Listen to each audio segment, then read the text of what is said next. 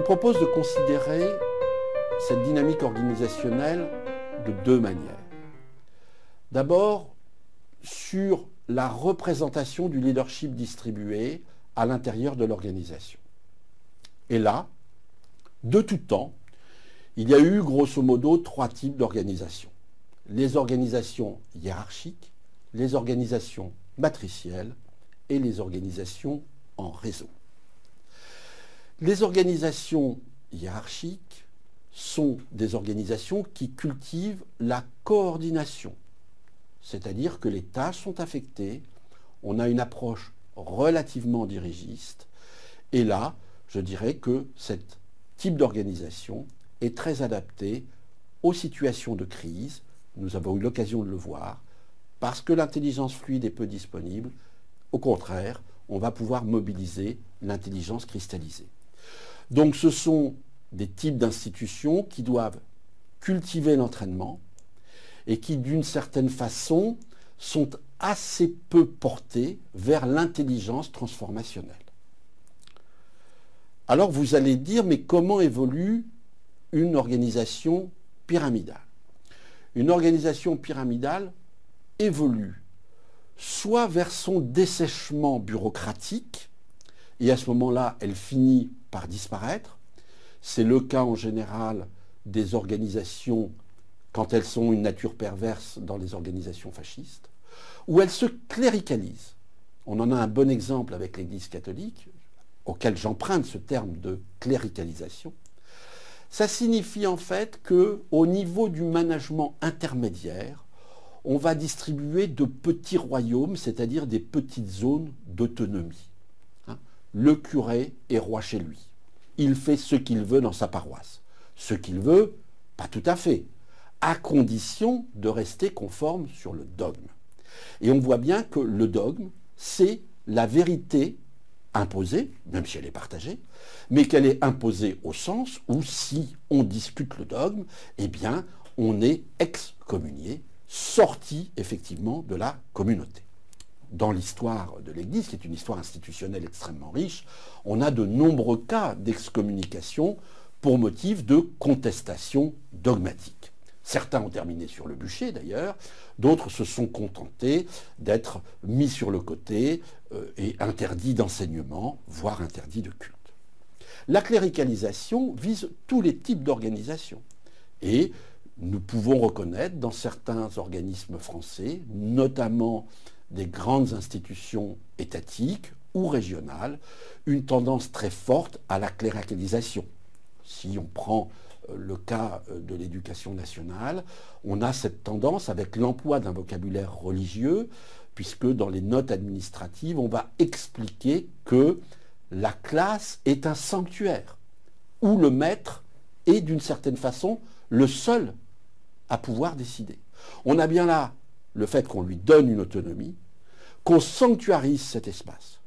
Vous allez me répondre qu'il est inspecté de temps en temps, bien sûr, et là on vient vérifier que le dogme est respecté, c'est-à-dire que les éléments fondamentaux de l'éducation nationale, dogmatisés, sont bien mis en place. Deuxième type d'organisation, l'organisation matricielle. L'organisation matricielle, j'ai tendance à dire qu'elle n'est pas tellement dans la nature. Elle a été développée par les anglo-saxons et les américains face au gigantisme de leurs entreprises, où il y a eu deux réponses, l'organisation en division et l'organisation matricielle, où on a un double commandement, par exemple une direction des produits et par exemple une direction régionale. Le gros problème des organisations matricielles, c'est qu'en général, un individu a deux patrons et que dans le monde occidental, c'est quelque chose qui est assez peu prisé. Les latins ne supportent pas tellement ce type d'organisation. Ce sont des organisations dans lesquelles beaucoup d'informations circulent, beaucoup d'informations. Et donc la cohésion générale tient pas mal, mais en revanche, ce sont des organisations qui sont très inefficaces dans l'action. Et donc, l'organisation par projet est venue au secours des organisations matricielles, c'est-à-dire qu'on projette sur le terrain un petit groupe à même de réaliser ce qui doit être fait. Ça a été le cas chez Renault qui a nommé un groupe particulier pour continuer à créer des voitures, et la Twingo a été créée comme ça. C'est le cas des armées qui se sont organisées de façon matricielle, mais qui projettent évidemment sur le terrain des forces qui sont combinées et composées à la fois d'aviateurs, de marins, d'armées de terre, et donc à chaque fois de forces adaptées. Mais en temps de paix, l'armée fonctionne sur ce mode matriciel. Dernier type d'organisation, l'organisation en réseau. L'organisation en réseau, c'est une organisation qui a toujours existé. C'est une organisation très simple, très riche, auto-adaptative. On a tendance à dire que le cerveau, les réseaux de neurones, probablement, sont sur un mode d'organisation en réseau. C'est-à-dire qu'il n'y a pas un neurone qui pilote tout le cerveau. Il n'y a pas une région qui pilote tout le cerveau. On est sur un système auto-adaptatif avec des entrées d'informations par l'ensemble de nos systèmes de perception, la vue, le son, etc., l'olfactif, et que tout ça amène des transformations qui petit à petit amènent à des décisions du point de vue cérébral. Ce qu'on voit, c'est que pour qu'un système réseau soit efficient, il faut que le minimum d'informations circule, c'est-à-dire que seule l'information essentielle circule. Si on prend le cas du cerveau, où le maximum d'informations arrive par la vue, c'est le système le plus compliqué au niveau perceptif, avec énormément de centres, de désynchronisation, de resynchronisation, de tirage aléatoire d'informations, de recombinaison, parce qu'effectivement, il y a trop d'informations. Toutes les forces de résistance de tous les pays ont toujours été organisées en réseau. Et l'organisation en réseau a une caractéristique, c'est qu'elle est pratiquement indestructible, c'est-à-dire que pratiquement les centres de décision sont répartis, et donc en détruire un ne met absolument pas en cause le système global. Les organisations commerciales devraient en principe être organisées en réseau, les organisations clients, et une entreprise, dans tout ce qui est innovation, a intérêt à aller vers ce schéma-là. Nous disions que l'organisation hiérarchique est portée sur la coordination. L'organisation matricielle est portée sur la coopération, c'est-à-dire que la technique doit coopérer avec les régions, et on sait combien c'est difficile.